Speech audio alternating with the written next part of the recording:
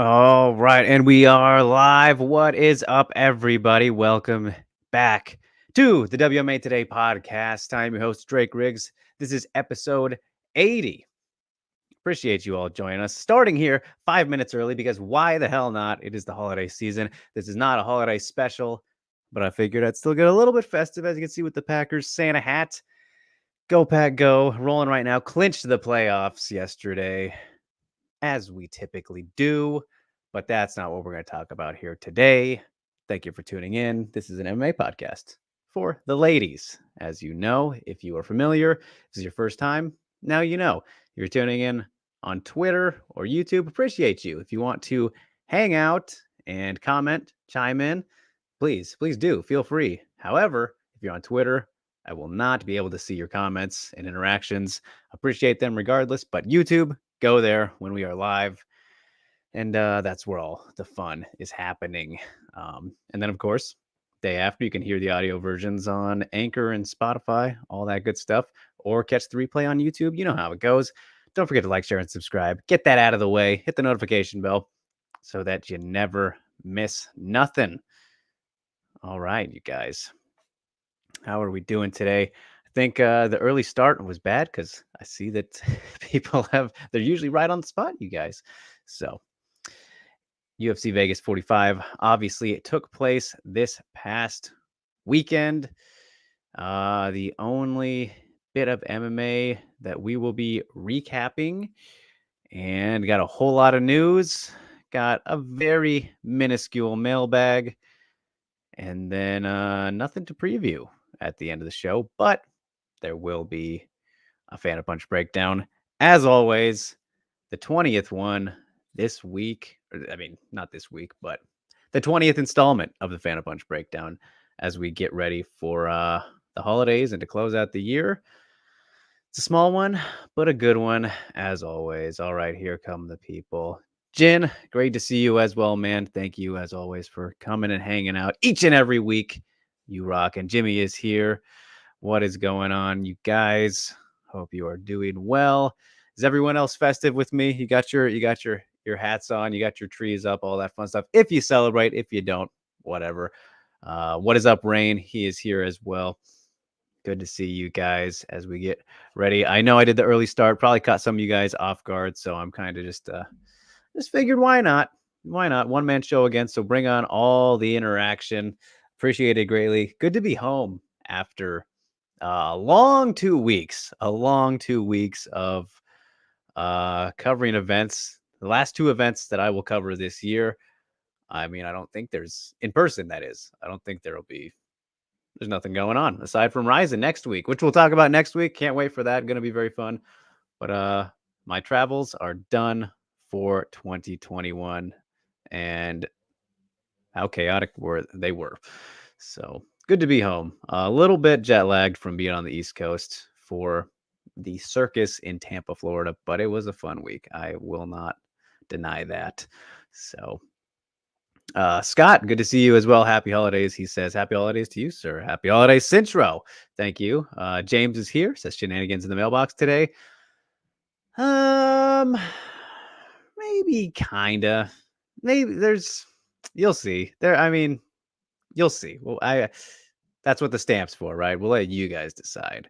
And of course, let's start doing this every week now, you guys, before we get to the very end of the show, which is the Fan Punch breakdown.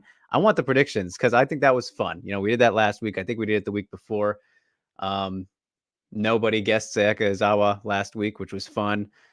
And then I think you guys got it right the week before, right? There were some stamp guesses. Yeah. So I want to see if you guys can predict this week as well. So throughout the show, hit me with your guesses. I will not give away the answer till the end, of course, but I think it's a fun little game we can play throughout the shows now, especially when I'm alone. It makes it a little bit fun to see the Fan of Punch breakdown guesses throughout the week. As Scott right away throws out Melissa Gatto.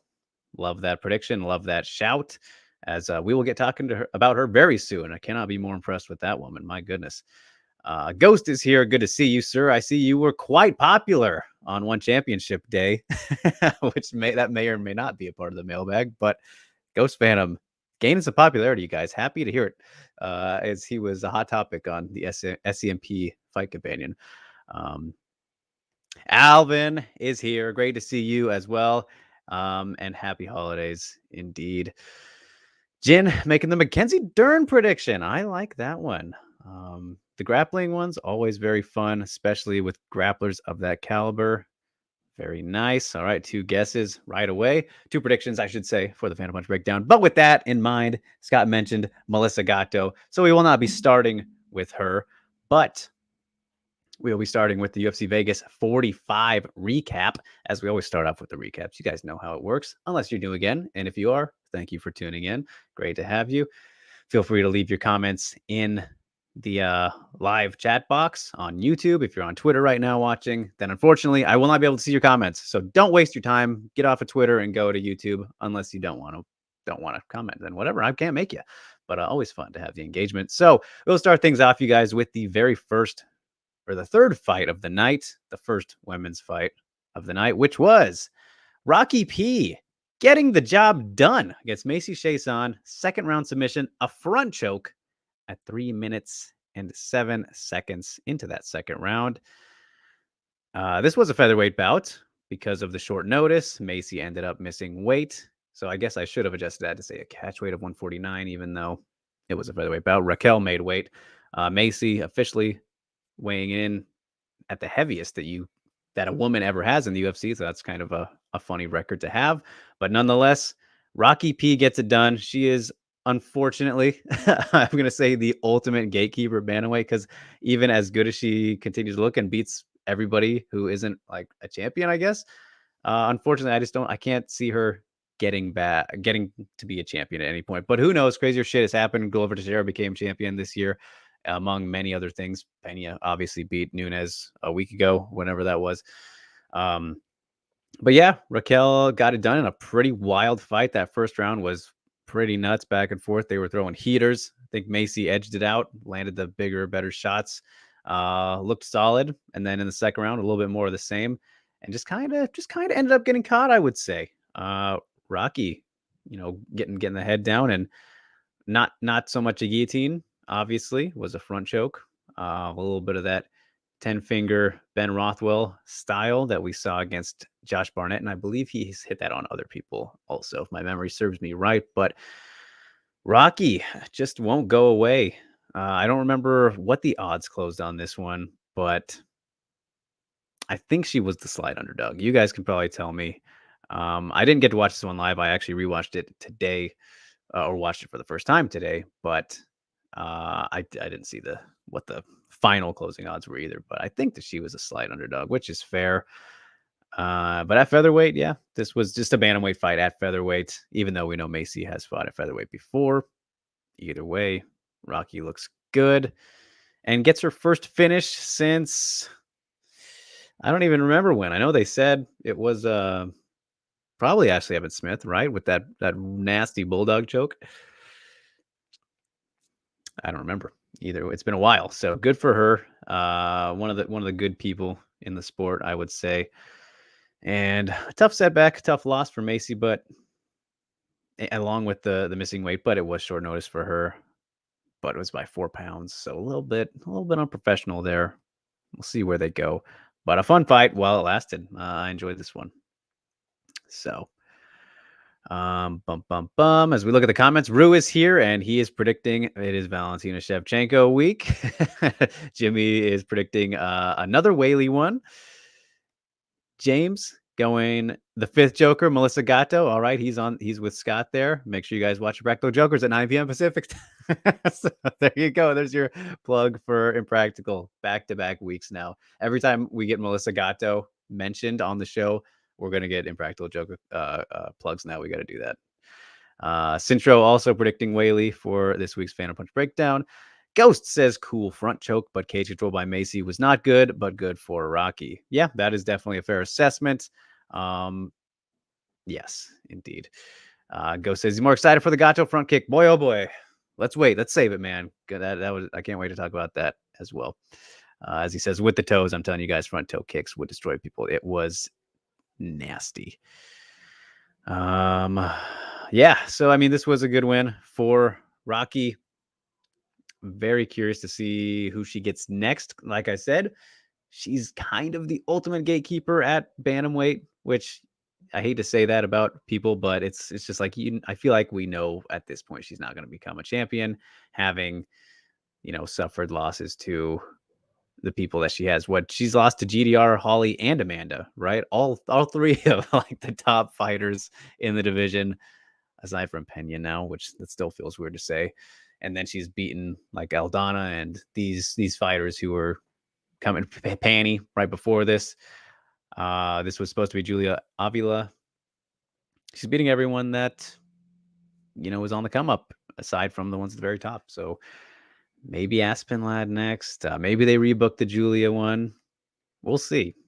We'll see. As for Macy, sucks, but hey, is what it is. They should remake Macy and Aspen is actually what they should do. I think I'd be fine with that, especially since it seems like the Misha Aspen might not happen now for a reason I'm not sure. I did not watch her video or explanation yet of why she declined. I'm sure some of you may have.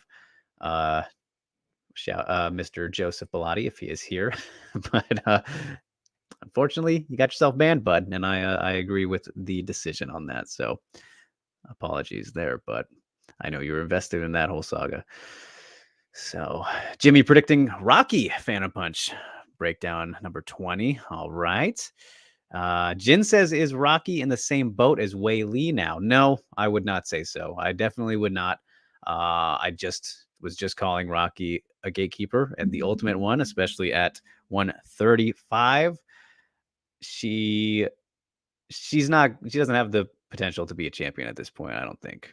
I don't think that's crazy to say. Whereas Wei Li still can be a champion, whether it's at 115 or 125. I would not put them in the same boat at all just yet. If Wei Li like begins losing to, I don't know, let's say she fought Carla or some other like top 3 around their fighters, but then beat everyone else, then she'd kind of be stuck in that gatekeeper role. She's in a weird spot, obviously, with the 2 losses to the champion, but it's a little different circumstances, I think, compared to Rocky. So I would not do that, even though Jin also explained never going to get the title shot as long as the current champ is in place. Well, I mean, that's not the case for Rocky anymore, obviously, as with Pena champion now. Yeah, I mean, so I think it's different there in that case. Regardless, John is here. JHK, my guy. we have some things to discuss about you, John. So stick around for the mailbag because you're causing some controversies here, I guess, with everybody. Not with me, but I'm getting roped into it. But good to see you, man. I won't ban you. Hopefully, mods do not ban John just for being here. Please, if you do, then I will have to undo it unless John starts getting very racist, which we know that he can be. He can be a wild card, a spark plug. I'm just kidding. So we'll see how it goes. Hey, maybe, you know what, John, if you do stick around, maybe you can hop in and explain yourself once we get to the mailbag, because that would be fun. I think let's cause some chaos today since I'm alone. If you stick around, it shouldn't be too long. We do that after the preview, so just 2 more fights to talk about. Jimmy says, good thing Rain is not a mod. Yes, that is very true. And Rain says, Ghost told me to be respectful. JHK, so I'll do it. Okay. All right, John, we're gonna get a John cameo, you guys. I will send him the link, the invite link when it is time here. Let me see. Let me pop up WhatsApp real quick on the computer. The old double application here, just so that we're ready. Funny stuff. And since you're making the prediction that will be Marina Rodriguez week. Ooh, I love that guess. I mean, all you guys' guesses are honestly pretty good most of the time, at least from the ones that I can remember. I generally, whenever you say one and it's not the person, I'm like, ooh, I hope we get that one soon. But either way, let's continue on with Vegas 45, obviously, as there were 2 other great performances. And I guess some bit of controversy for whatever fucking reason. And before I do let John in, I'm going to need my headphones. So let me get those out, since I don't need them when I'm alone because I don't have to hear anybody. But Melissa Gatto got it done against Sajara Eubanks. My goodness. Did not see that one coming. Third round TKO, body kick and punches at 45 seconds. This was very impressive for a lot of reasons. First of all, underdog pick in this fight, rightfully so. I mean, I didn't pick her. I picked Sajara. I thought this would be too much too soon. Of course, made this prediction as the show is on Mondays before the weigh-ins. So after Sarge missed weight, I mean, god damn it, for missing weight again. She that would have probably changed things a little bit, because whenever she comes in right and proper at 125, we know what she's capable of, but not this time. Had some success early on getting Gatto to the ground, but didn't really do too much with it. And not surprising there, we know Sajara is a fantastic grappler, but how impressive is Melissa Gatto? I mean, I think those who have known about her and saw the last fight knew what she is capable of, but I just felt like it was going to be too much too soon against someone like Sajara. But man, she impressed greatly, was being very active off her back in that first round. And then in the second round, I think hit that beautiful sweep. Fantastic stuff to get on top of Sajara after getting taken down again. Like, and this isn't even mentioning her striking, which obviously leads to the finish. But she looks great everywhere, man. Melissa Gatto is no joke, and definitely proved that it wasn't too much too soon. And she is definitely somebody to watch. Should be getting another decent name next, especially after just destroying the organs of Sajara with that. That was she didn't. I don't think she got a bonus for that, right? But she fucking should have, man. That was a gnarly teep right to the body. Toes went straight through the belly button. Like, my God. It was that was picture perfect stuff, and then follows her to the ground. Punches in bunches. Not too many, because what was it? Chris Taoni right there. Yeah, good stoppage. I think the timing was right there. Sajara was obviously done. Melissa Gatto, 2 finishes in the UFC, still undefeated. Has a win over Carol Hossa before getting the UFC, but now she's just rolling. Just rolling. She can do everything. I'm very impressed with her. Very excited. Bright future. All these up and coming flyweights, you guys. Love to see it. Absolutely love to see it. Jimmy says, oh, they're talking about something else. Oh, I know what that is. Yep, sorry. Ghost says that James called this one. Well, I mean, his expert analysis of making the impractical jokers correlation. Yes. Even though there might have been something I forget. I apologize, you guys. I forget a lot of things week to week because I have so much. I mean, especially in these last 2 weeks, there's been a lot going on for me. So if I am missing something, that is why. Please excuse me for that. But Rain says Ghost must be creaming his pants after that front kick. I think we all were. It was fantastic. Yeah, Jimmy also saying, I bet Ghost so happy to see a front kick KO. Can't beat it. Ghost says, how about Melissa Gatto's scissor sweep from open guard? Yes, that is what I was mentioning. Absolutely beautiful. She trapped the rear side foot. Chef's kiss. Indeed. As I do say. Alvin says, wonderful performance by Miss Gatto. Wishing that Ms. Eubanks will recover well. Yeah, she'll be fine, but my goodness, she's got to figure out her divisional issues, because if she can healthily be at flyweight, we know how good she can be there. She's her best self when she is able to make flyweight comfortably and healthily. At bantamweight, she's all right, but I think we've seen the best Sajara at flyweight. That doesn't seem like much of a debate.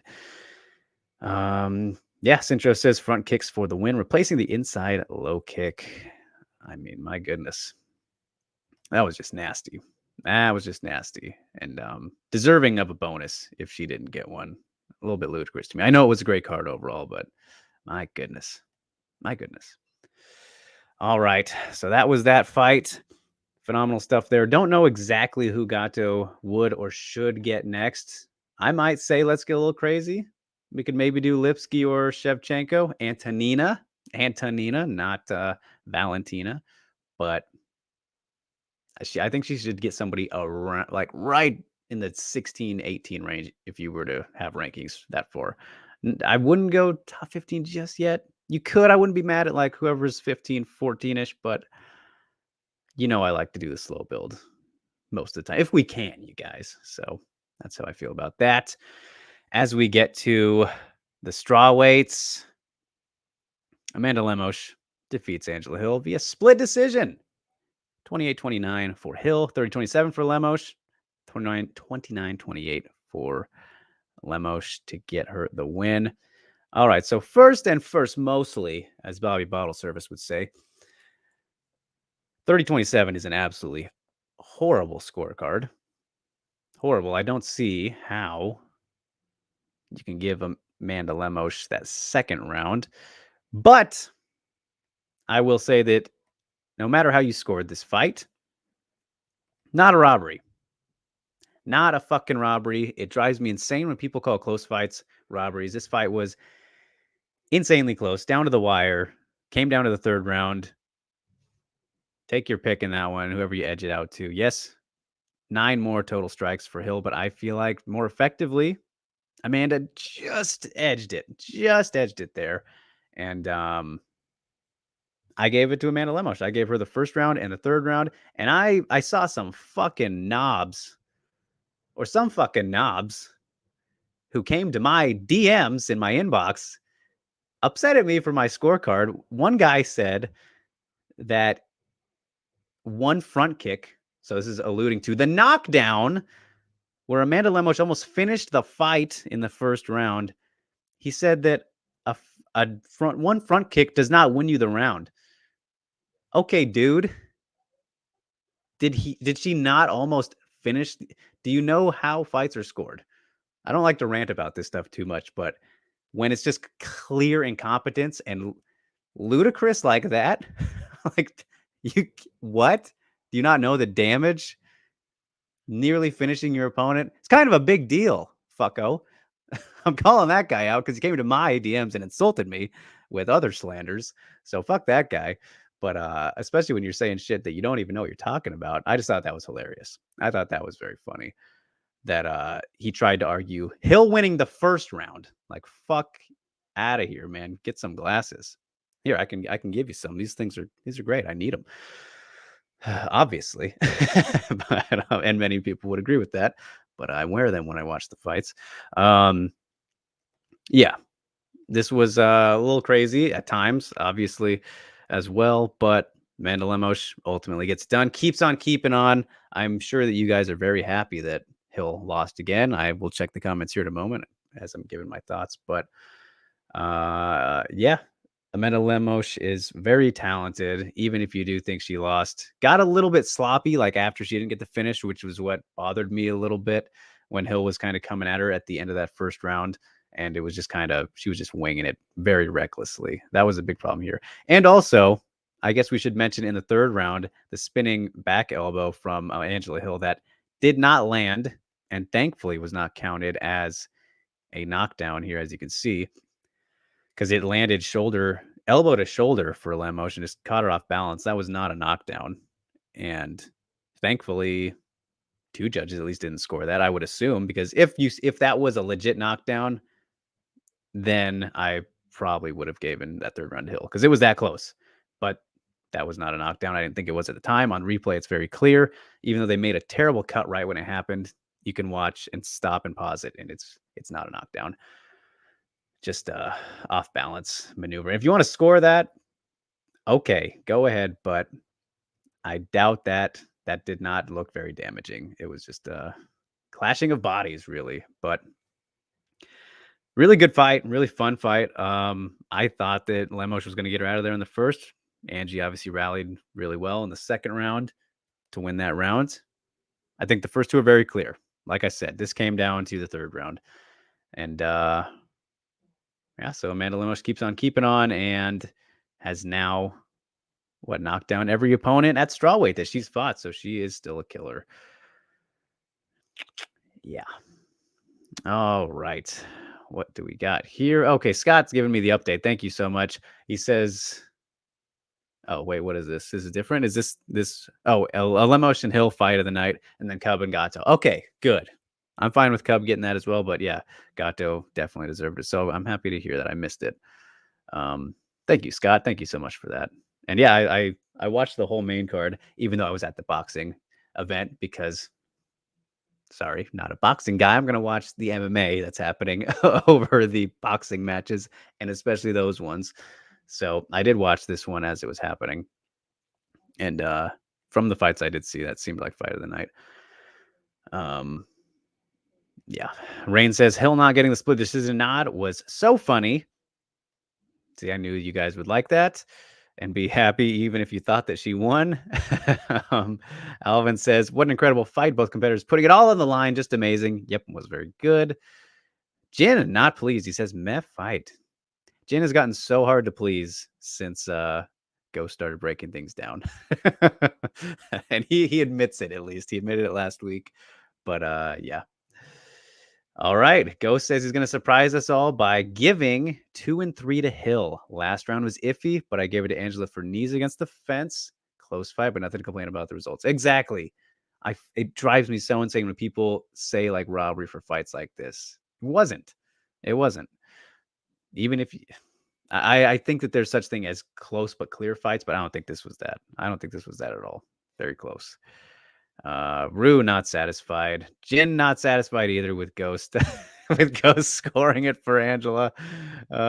Jimmy says they're all so mad. This is incredible.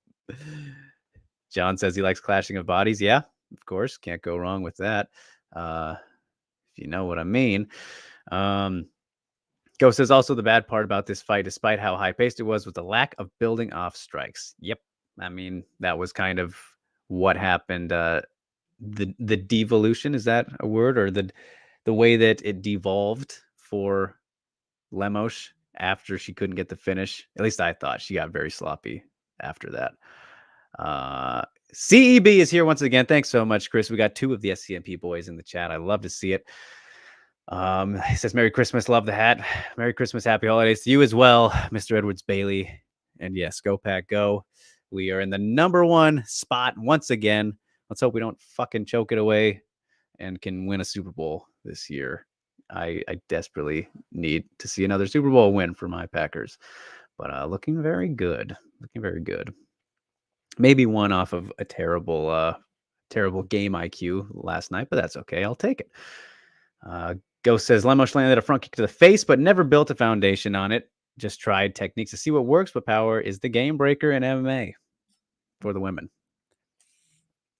There you have it. Ghost thoughts. Jimmy says they said Whaley Joanna was robbery. There you see, that's a good example of a fight that no, it wasn't a robbery. That was one that I would say I would fall under that close but clear kind of definition. I know obviously it was a split decision and people did give it to Joanna, which I'm fine with, but I felt it was very closely competitive, but Whaley just edged things out round by round, not each round, but more than not, with just better damage. And that was very clear on Joanna's face, but that was definitely not a robbery in either direction. But in my opinion, that was kind of a close but clear category that it would fall in. So Rain agrees with Ghost on that part of building foundations. But either does not equal good fight, but doesn't equal a good fight. Okay. Hill losing in a split just makes my day, says Rue. See, everybody loves when that happens because you guys are all such big fans of Angela. And John, I sent you the link, by the way, as we were getting ready for the mailbag wrapping up here. So jump on in whenever, and I will plug in my headphones and whatnot. I guess I can do that right this second.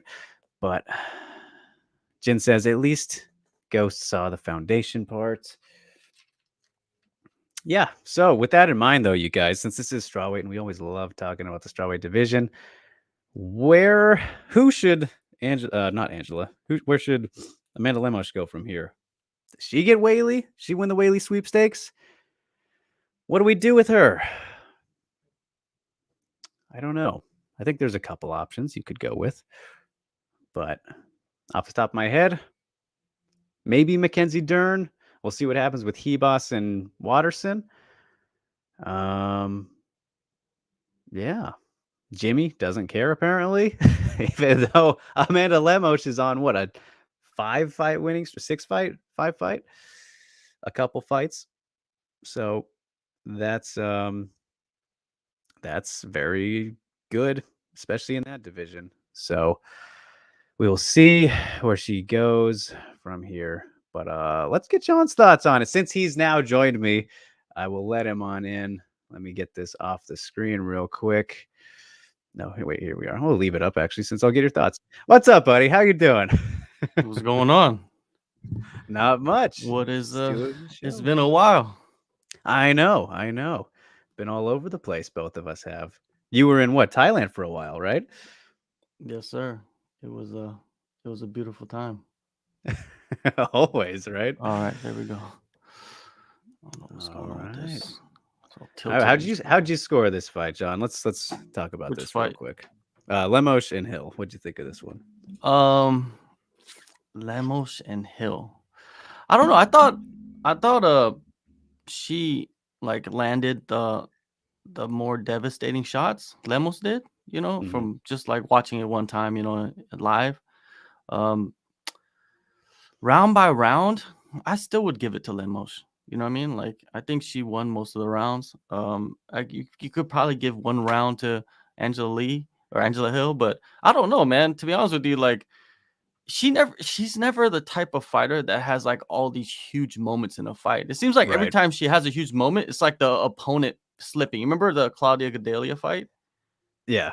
Was that a clean shot that she landed, or was it kind of Claudia just slipping while she hit her? Like, there's always been those types of moments for Angela Hill. So that spinning back fist, of course, man. When I saw it live, I knew it wasn't like a devastating shot. I thought it was hit her in the obvious. shoulder. Yeah. Hit her in the shoulder, the back of the shoulder of all places, right? It would have been awesome if she would have hit her in the back of the head and knocked her out. Then it would have been like, oh, damn.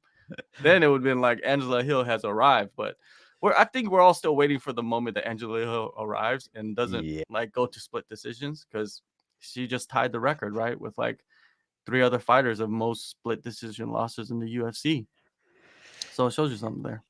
Yeah, definitely. She whenever she gets like clear wins, it's not usually against this kind of competition. We've kind of seen the ceiling, I think, with Angela, which is kind of a bummer because she's a fun personality and fun fighter, but obviously not everyone likes her, as we can tell by the chat. But yeah, I think it's because after she loses, maybe how she takes it, maybe that's how people are reacting from it. But like a fighter, when a fight's so close, of course they thought they won. Especially, like a fight as close as her fights all the time. Like all the time, her fights are very close.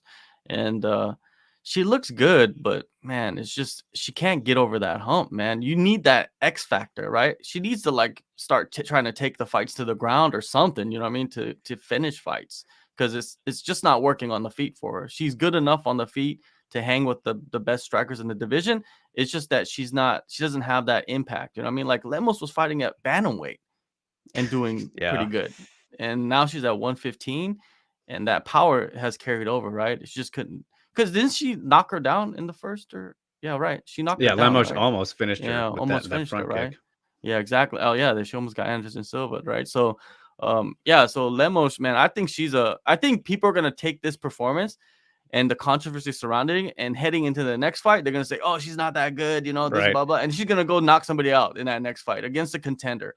And I can't wait till that moment, because I think Lemos is very underrated right now. This performance is not going to, you can't just hold, what you think about her off this performance. I think you got to look at the whole body of work in that strawweight division. And if you look at it as a whole, she's a world beater. Yeah. Yeah, no, I completely agree with kind of the prediction there. I could totally see that happening. And I think she's proven how underrated she is with some of these performances when you're really paying attention. And it's funny, shout out to our guy, Mike Heck, who I was hanging out with all week down in Tampa. But we were talking about kind of the strawweight division, and he's very high on her. Mike's bold prediction, one of his bold predictions for 2022 is he thinks Lemos is going to be champion. That's how high he is on her. And, she's like we said, she's been knocking down. She's knocked down every opponent she's fought at strawweight. So and finishing people, whether submission or knockout. Because this was what she didn't finish Mizuki, but Mizuki's fucking very tough. And then Angela Hill, who's also very tough, but almost finished both of them regardless. So I think still impressive. But all right, this mailbag, dude. People let's get to it. Let me show you something. The people that are mad. If you're mad, look at man. I made a lot of money this year, and I just bought this, and I made from the money I made this year off people just hating and shit. So I just tell you that right now. You love to see it. I know. I was after I saw the thing we'll talk about right here in a second. I went and watched a little bit of the Fight Companion. Everyone was just talking about Rain was coming at you, man. I know. He thinks I'm an analyst or something. I'm like, yo, like, I never thought I was an analyst, and I never said that I'm an analyst. I just give you my thoughts. You know what I mean? Like, I'm not watching film. You know, I'm like DC. You know, like. I hear you, man. I mean, we got so much going on, which I've tried to explain this to them because we've talked about it a little bit, like the difference between analyst and like writers or journalists, whatever. Yeah, sure. There are some guys out there like Dan Tom, amazing, right? He does a lot of that stuff. His breakdowns. I'm sure you guys who are watching, you've heard of Dan and checked out his stuff. Then there's like actual fighters like Dan Hardy, obviously phenomenal, and we don't do the same thing, right? Like you and I, we interview a lot of people. We do writing for new stuff and that kind of thing, but we have the option to be more in depth with it, but everything's very time consuming in this industry, right, John? So. Well, we're kind of like talking heads, I think that's what we are. And when you listen to talking heads, you have to kind of take it with a grain of salt of what they're saying. Because if you look at the biggest, most famous talking heads like Stephen A. Smith, he's not saying like what he believes 100% of the time. You know what I mean? He's sometimes just trying to get a rouse out of people. And DC's starting to become that way too. If you see what DC's his doing, lists.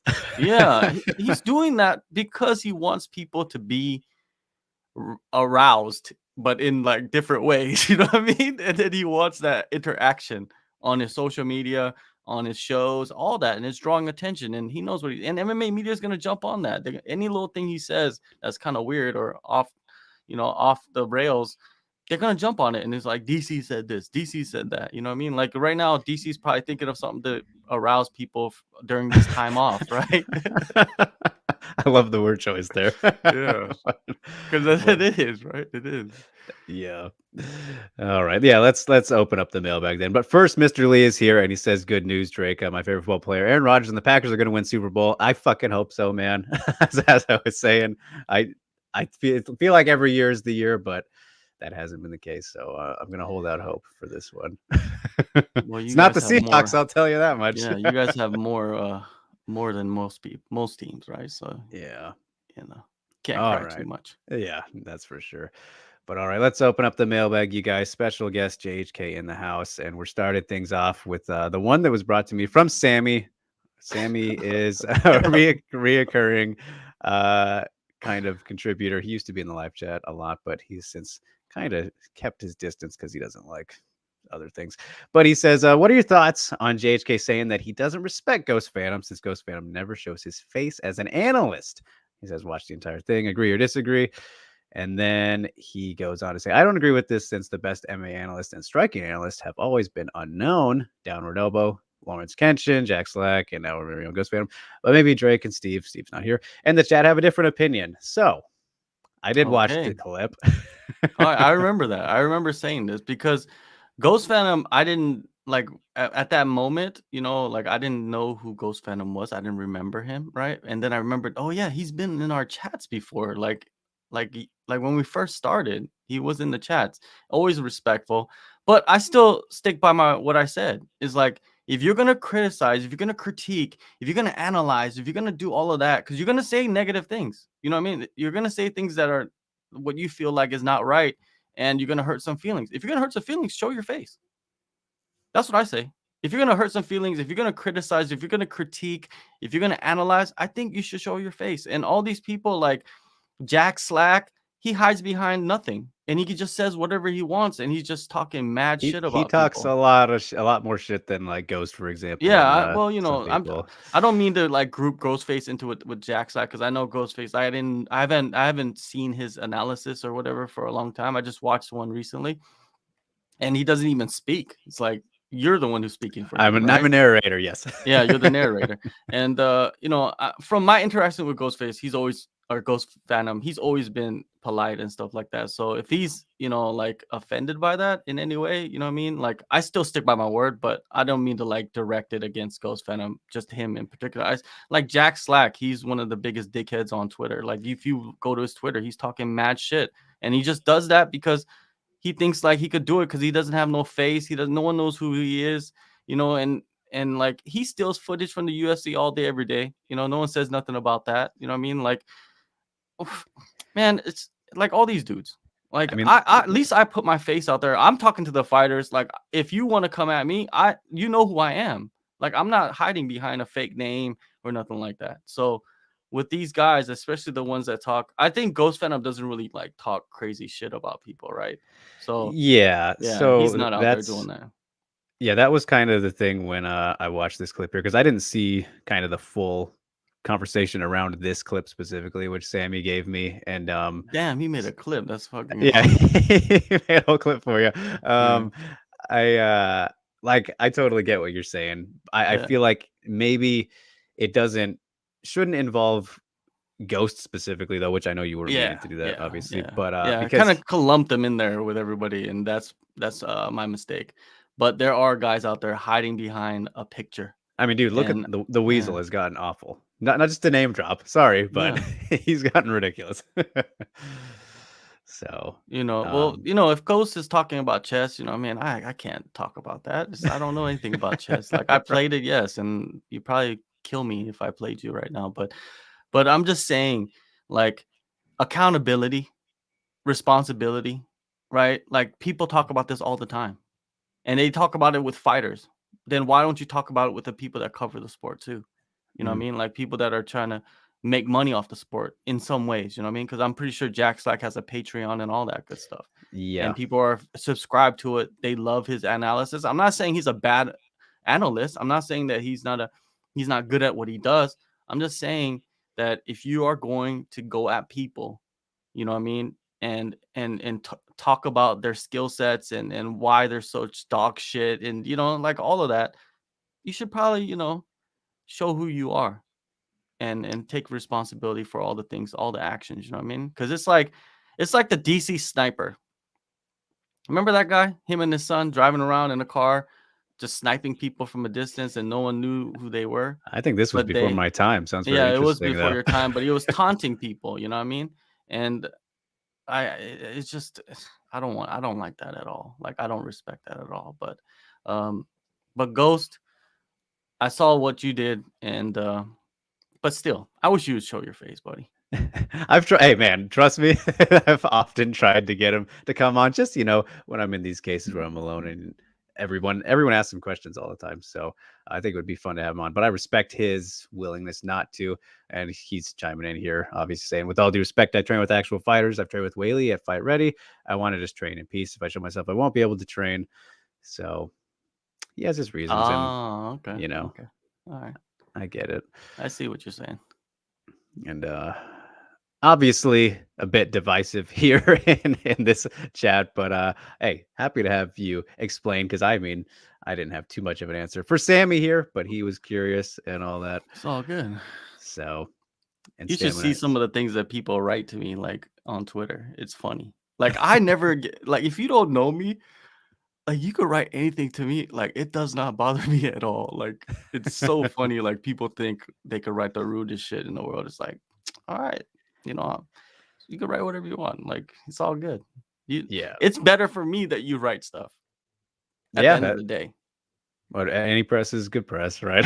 In a way, to an extent. We're not going to get well, now I'm not going out there and doing anything like wild and crazy. illegal. You know I mean? Yeah. Yeah, I'm not going out there and beating up 5 people in a hotel lobby, right? Or rooms, whatever. I still am curious to hear the full story about that because it's got to be good, right? Yeah, it's got to be good, and I'm pretty sure it's gonna be something that we never expected. Like, I don't want to jump on people because you don't know the whole story. Like, anybody like that gets arrested or is just detained, people want to jump on like any little snippet of like language that comes out in the news, and you guys gotta wait. And that's one thing that I learned from a long time ago, is like, wait until the full story comes out, because you don't know what happened, right?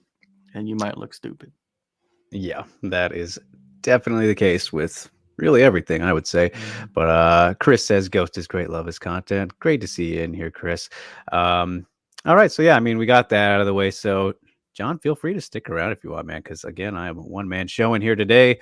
And we have just one more thing here in the mailbag before we get on with the news, and then yeah, there will be another Fan of Punch breakdown, which is a good one, a short one this week, you guys, and keep making your predictions. You know, we've had plenty to start off there. As we continue on, Scott asks, how many cards do you predict Invicta FC will put on in 2022? Well, that is a part of the news as well, so we'll talk about that momentarily. But if I was to make a prediction, I would assume, and I'm going to believe Shannon, where she's saying that they're going to up the numbers as they are planning. We're planning to at the start of the new deal that they had with like Anthem and what's the Access TV and all that. She was saying around 20-ish, I think 20 to 22, which is a lot for Invicta, whether it was like different types of events with free stuff or pay-per-views, which obviously they did 1 or 2 since that deal came in place, and now we got the one coming up to start the year, and they want to start moving around again. I'm going to stay optimistic, and I'm going to believe Shannon that with the new year kicking in, we're going to get a whole lot more Invicta. John, what do you think? Didn't they sign did you say they signed a new TV deal? They did earlier in the year, and now they just did.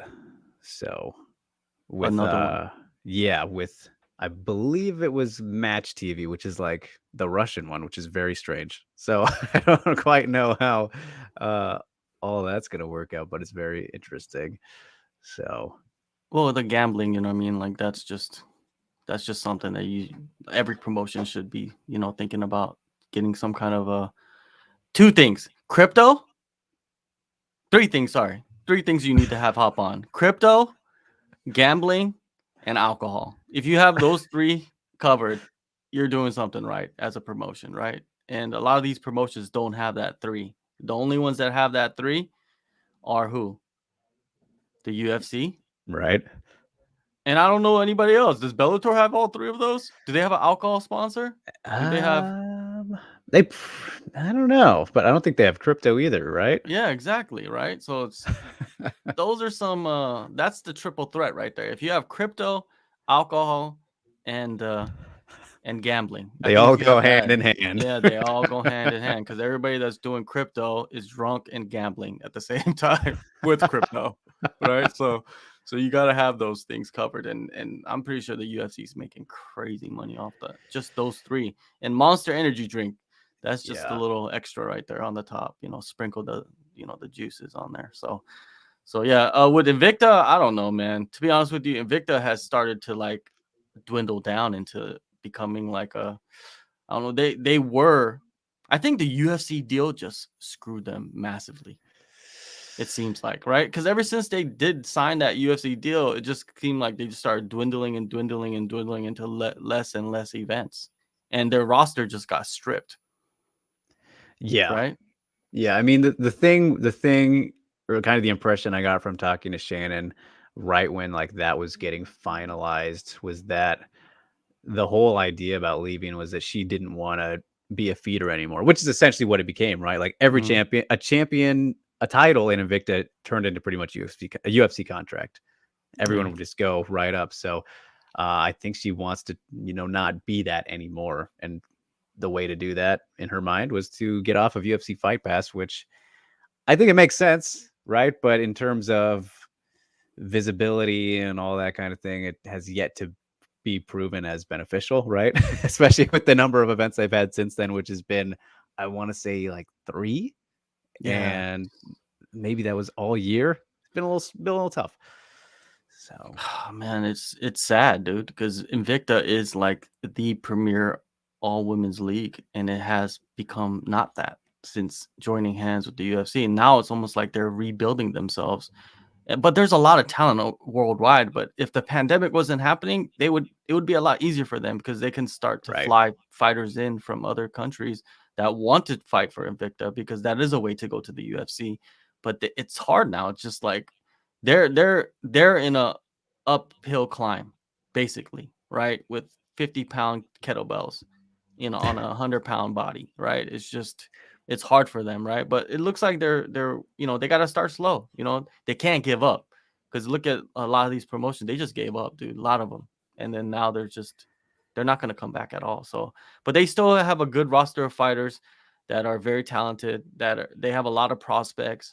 And I think that's what they should do. Just like how Japan has been doing it, right? Just like how Ryzen has been doing it. They haven't really brought in many fighters, but they're building the Japanese, roster and just like putting on incredible fights and events.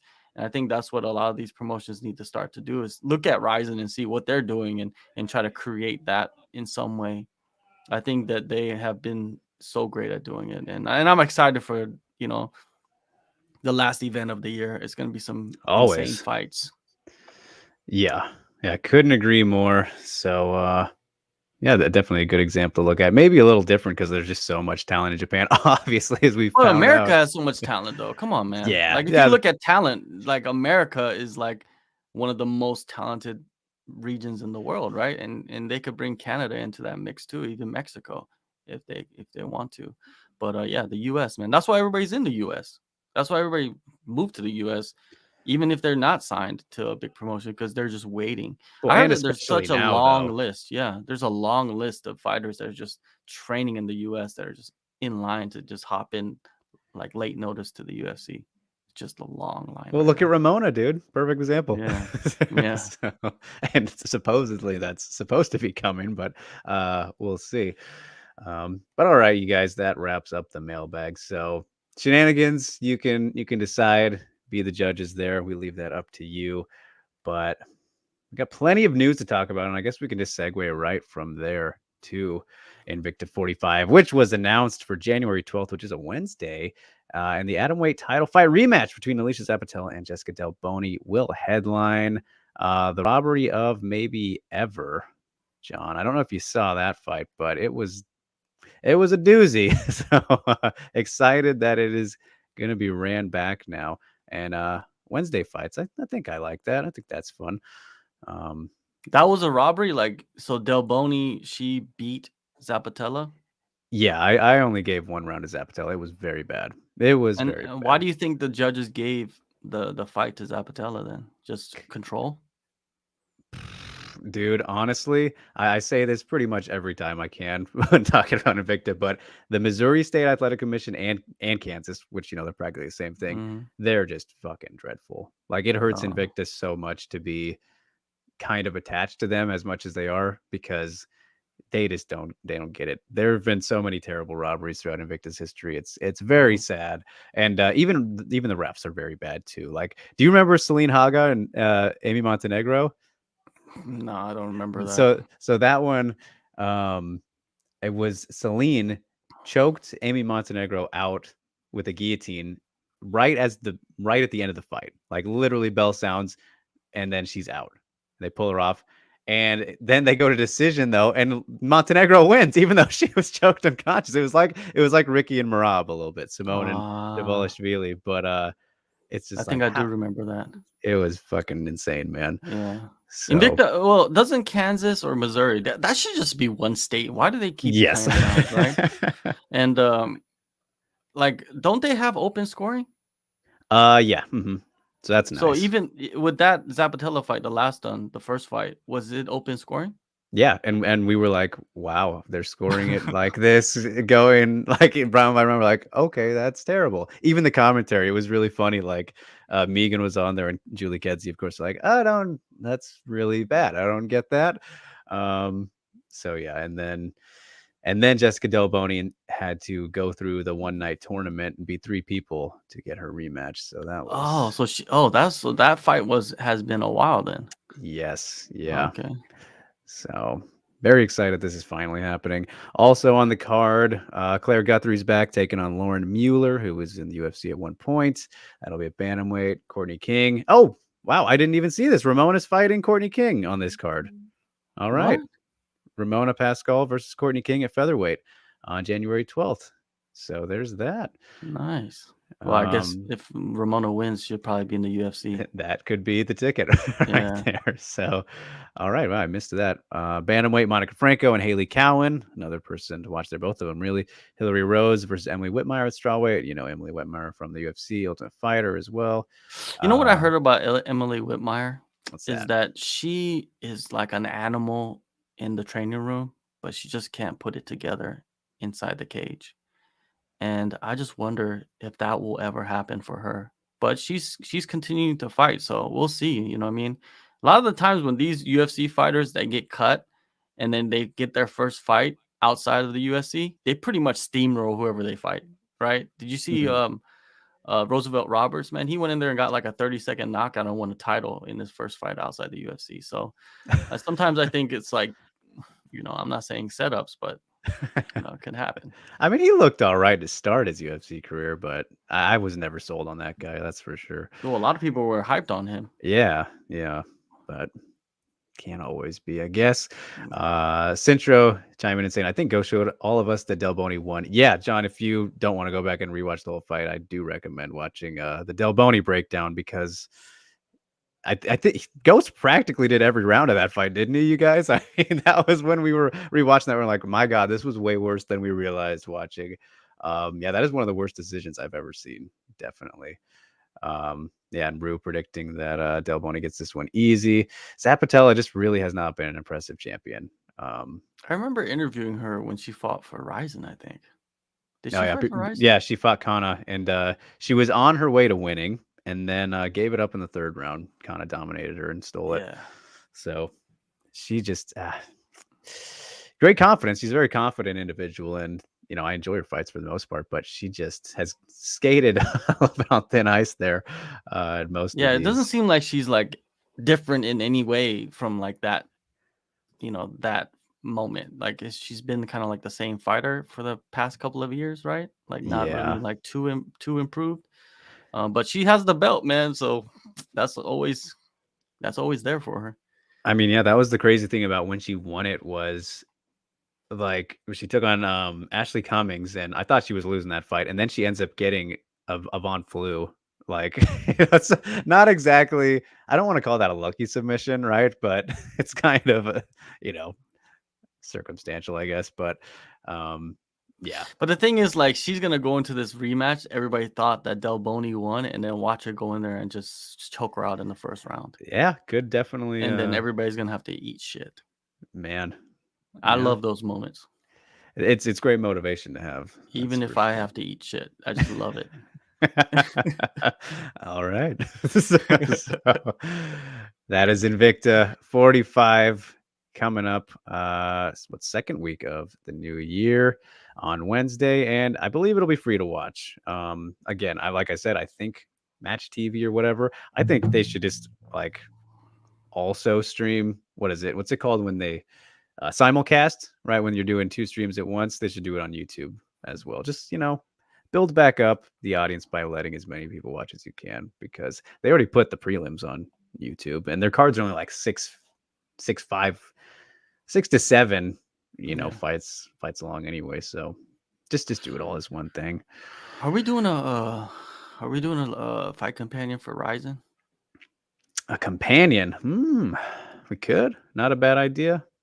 I usually do the intermission show. I've never done an actual companion though, but we'll have to talk to Nick about that, see what he's doing. Just for like the main card or something. Right. I'm very interested in a lot of those matchups, man. Oh yeah. Especially the tournament finals too. It's gonna be fun. I know. That'll be fun. They'll have what the winner will have fought. Well, 2 guys will have fought twice in one night. So it's cool how they do it that way. But yeah, we'll talk about one of those rising fights here momentarily. But before that, as we continue on with the news, we got another rematch coming up here on the first card of the new year for the UFC at flyweight. John, Caitlin Jukagian and Jennifer Maia are going to run it back January 15th. How do you feel about this one? I don't know. It's oh god. Oh, it's gonna be in Rio de Janeiro? No, I think that's just how they say January okay. in Portuguese. They're talking about the Brazil card though, right? Yeah. So I hope, man. I hope they start doing international cards. But this fight, I don't know. I don't even remember what the first fight looked like, to be honest with you. It's forgettable, I believe. I was there for the first fight. It was UFC 244, and it was one of the very first ones. But yeah, it wasn't great. It was I think 29-28 for Chukagian, if I remember. It was all right, and I'm fine with this, but I would have preferred I think Andrea Lee versus Chukagian was the fight to make. So I'm a little bit I don't like the matchmaking in that regard because who's Andrea going to fight now? Who's Andrea Lee going to fight? She's getting up there. So yeah, she had a very impressive performance, man. That was a beatdown. Yeah, she shouldn't fought one of these girls. It's just either weird. Like, I you know what I think is going to happen? I think that we could see Valentina kind of just sit around for a little bit. I think we could see this happening because, I know she wants to fight all the time, like she's down to fight all the time and all that. But this division, man, it's like, who would you put her against next? Like, legit, like, earned a spot for the Tyler title. Santos, man. You don't think Tyler Santos? Who has she beat? You got to remind me. She just finished JoJo with that first round. JoJo, okay. What was it? Was it a rear naked or an arm? I think it was the rear naked or guillotine after she knocked her down. But yeah, I think that's 4 in a row for her now. She had Roxy before that. I mean, Santos, I think, is clearly okay. The next Well, one. I could see your logic behind that because she did beat JoJo and finished her. Yeah, I could. Yeah, why not? Why not put her? Because you got to keep that division moving. But I don't know, man. This would be the perfect time, to be honest with you, for Valentina to go up and fight Pena. To be honest with you, like, why not? Why not? Just let the division kind of play out a little bit longer. And maybe Tyler, she fights. Who else can she fight? She'd have to fight, I guess, Andrea in that case. Yeah, fight Andrea, and if Andrea beats Tyler, then that solidifies Andrea as the legit, like, for real, like, bona fide contender for the next in line, no matter what. And Valentina goes up and, challenges Pena. I think that Nunes should fight. She should defend her featherweight belt next. I think defend the featherweight belt, let Pena fight Valentina, rematch. And if Valentina beats Pena, that sets it up perfectly for Valentina versus Amanda at 135, man. That's what I want to see. The rematch, like Dana White saying the rematch between Amanda versus Pena is going to be the biggest fight. That's just him talking as a promoter, right? I don't think he really believes that. Well, he might, but I don't think it would be the biggest fight in women's history. It's like, come on, there's been so many moments in women's history that are bigger moments, bigger fights than Pena rematching Amanda Nunes, right? I don't think that you could even put him in the top 5.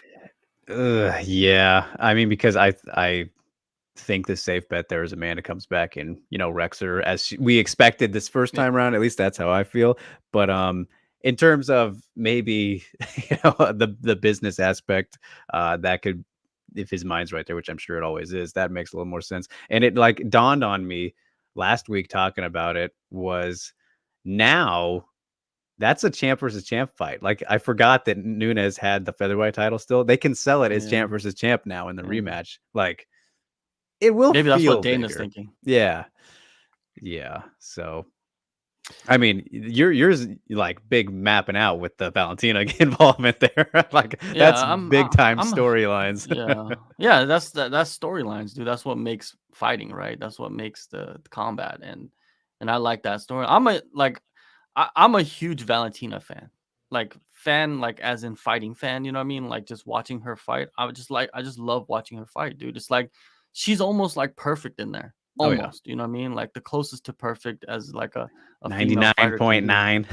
Yeah, it's just like you rarely ever see her like she's like one of those fighters that you never really seen bloody. You know what I mean? You never seen them like rocked. When's the last time you saw Valentina rocked? I don't know if it's ever happened. And that's what I'm saying. Like it's just like she's like the universal soldier, you know what I mean? Like the female version. Like just like going in there berserking everybody. But the thing is, like, I love to see I always wanted to see the third fight between Valentina and Amanda, and that's why I think I want that storyline to play out like that, because it would be champions versus champion. It'd be double champ versus the featherweight champ. That's even a better storyline than just like champ versus champion, you know, going for the rematch or the revenge. And man, if that happens, and let's say Amanda loses again to Pena, like I'll be like, damn, where do you rank Pena in the echelons of the greatest female fighters? It's like that just throws a hammer in everything that we're thinking right now with like Cyborg and Valentina and Amanda. Where do you put her? You know what I mean? Like, do you put her above Cyborg? Do you put her above Amanda? Is she the GOAT now? Is Pena the GOAT? She knocked off. You know, like this is like the Chris Weidman situation. I don't know if I'm ready to think about that. That's a lot. That's a lot to process. Chris Weidman situation. Like Amanda goes in there and like gets injured in the second fight and loses the second fight. Like that. You know what I mean? Like, what if that happens? It's like, where do you put her? Like, it's still people don't put Chris Weidman above Anderson Silva. No. Right? No, they don't. Right. But I'm just saying, you know, it's a topic that you could bring up. And we're waiting for your breakdown of Amanda. Or not Amanda, Valentina versus Pena. That would be a great breakdown. But yeah, I think what is it? Going back to what we started with is Maia versus Chookagian. I think I would lean towards Maia in the rematch. This is my thoughts. I think I would lean towards Maia in the rematch. But making sounds while you throw punches and kicks, it could win you fights. I'm just saying. On that note, we'll move on. But yeah, that was quite a rabbit hole. Just me trying to process the thought of Valentina being the double champ instead of Nunes in a trilogy fight is crazy. Yeah, dude. What if that happens? That would be hey, anything obviously can fucking happen. We're live, so if it does, we have it here. All right, so I'm sure you already talked about this a little. I think you did on the Fight Companion, John, but I didn't get to hear your thoughts. So we're doing one championship news now, as Heavy Hitters is set for January 14th, featuring, of course, the 125-pound strawweight title main event between Zhang Jingnan and Ayaka Miura, the Scarfold Queen. And also, Meng Bo is going to make her strawweight debut against Tiffany Teo. Really fascinated by that fight. But John, what did you make of this news? I mean, this was the only fight left for Panda. This was the only one. I've been saying this. I don't know. From what Panda has been doing, you would think she'd go in there and wreck her. You know what I mean? Because from what I've saw of Ayaka, she's pretty one-dimensional. You know what I mean? But that one dimension's pretty strong. It is strong, but it's like Zhang Jingnan or whatever. She is pretty big for that division. I think she's really strong, and her defensive grappling has probably most likely improved because of what's her name? Angela? Ritu. Ritu. Yeah. Well, her experience was Angela, but like she trained with Ritu like one-on-one throughout the pandemic, and I think that will probably benefit her in this matchup coming up. And Ritu probably will be her main training partner probably for this fight when it before in the training camp. But you can't count her out, right? Like that one dimension, you know what I mean? Like we've seen fighters with one dimension that's so strong just go in there and can't be stopped. And if you get into the wrong position with Ayaka, then that fight is over. That fight, she will not be able to get up. You know what I mean? Because we've seen the vulnerabilities of Jingnan or Zhang Jingnan or whatever. Mm-hmm. And in the Angela fight, you know what I mean? And so we might see, she might get on the ground and Ayaka might be stronger than she expected, and she might get a little flashbacks of Angela Lee, and those little flashes, man, that's not good in a fight because you lose concentration. And then during those moments, Ayaka could get into, more devastating positions. And next thing you know, we have a new champion. Certainly possible. But even like actually looking back at those Angela Lee fights, which are both two of the best fucking fights I've ever seen. Like Panda did very well defensively grappling. It was just, with so much time to fight each other, of course, Angela's going to end up getting her down in certain situations. And we'll never forget that 4th round armbar that wasn't, right? John, in the first fight, I have no idea how she did not break Panda's arm in that one. And then goes on to finish her right after that. Just madness. But, with women, they have more flexible ligaments compared to men, because I live in a house full of women. Like, my wife's family is like all daughters, so like you see their arms, they bend like naturally in weird ways where they don't feel it like us. If we bend our arm that way, like men, most of us, it would snap. But for women, it's just like a little bit more, like, I mean, dude, I call it yoga-ish. It's like a yoga-ish flow. I mean, Ronda Misha won. Misha's arm didn't break in that fight. Yeah. Which is still blows my mind that she fought like 6 months later. Absolutely insane. But yeah, I mean, that is a fair point. We've seen the flexibility on display in many cases. But the thing that's very interesting about like Panda matching up with a grappler like Ayaka is, I mean, best judoka she's ever fought. So just the different kind of tricks that Ayaka will have for her will be interesting. And I mean, if you do go back and watch Ayaka's one loss in I think it was Tiffany Teo, right? That's what won Teo her first title shot. I thought she was doing pretty well on the feet. Like, she obviously wasn't able to get the Scarfold win in that one, but she looked pretty good in that one. I know it's been a minute since that, but we'll see. And I think the Ritu thing though is a big deal for Panda, like you said. So I'm very intrigued by it. With Ayaka, it's like she's gonna go try to like grab onto her, like latch onto her, and that's what's gonna happen. And while doing that, she could get clipped hard by, she probably will. Yeah, I mean, Panda's phenomenal. And then she's gonna do that Ronda Rousey. You remember when she fought Amanda Nunes? Like, like she's rocked, but she's like trying to find like a grip to like kind of get that position of the hip toss right. And we could see that situation. It's kind of similar, like it's just in a lower weight class of like Clash of Styles, right? Because Panda is a striker, right? And then Ayaka's got the judo background, great in certain positions. She has that one trick that a lot of people cannot stop. And maybe Tiffany Teo has shown the blueprint, of how to beat her. Because at the end of the day, Jinyan doesn't have to finish her. She just has to win the fight. And we know she can go 25 minutes. So, we could see a 25-minute fight where Jinyan's just like on the outside, just jabbing and moving and jabbing and moving and just trying to retain the title and not be in, hard, dangerous positions. So it's not about Jinyan finishing her. It's about Ayaka getting in positions where she can finish, because I don't think she wins a decision. Yeah, I agree with that for sure. And I think we're at that point too, where like, I don't think I'm sounding like an analyst. Yeah, look at this, John. I brought it out of you. Incredible. What a full circle moment we've had. Exactly. I'm a talking head. But yeah, no, I what I was getting at was I feel like we're at that point.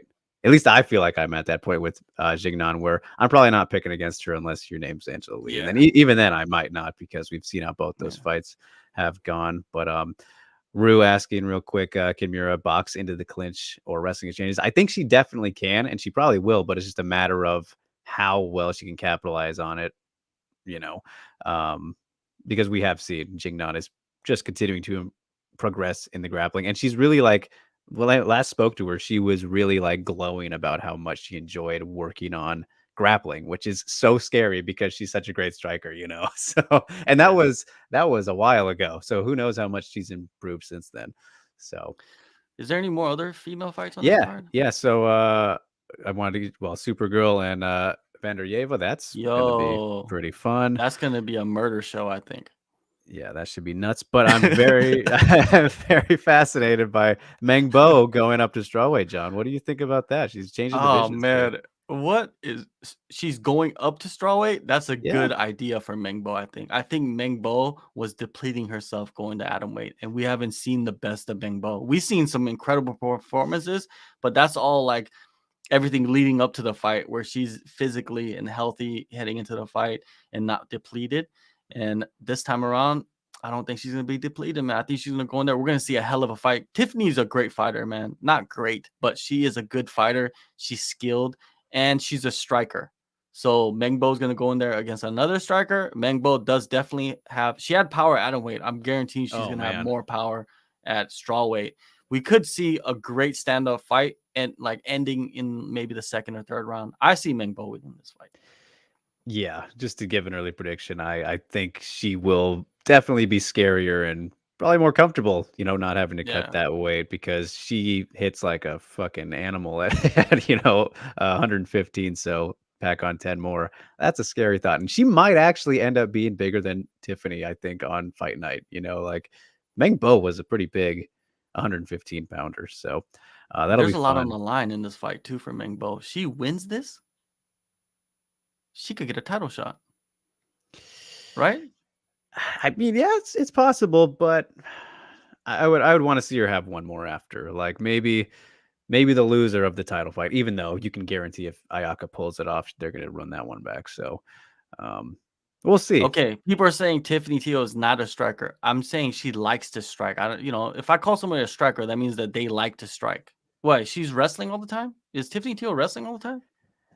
I don't think so, all right? the time. Yeah, that's what I'm saying. Like, I don't think she's wrestling all the time. Is she?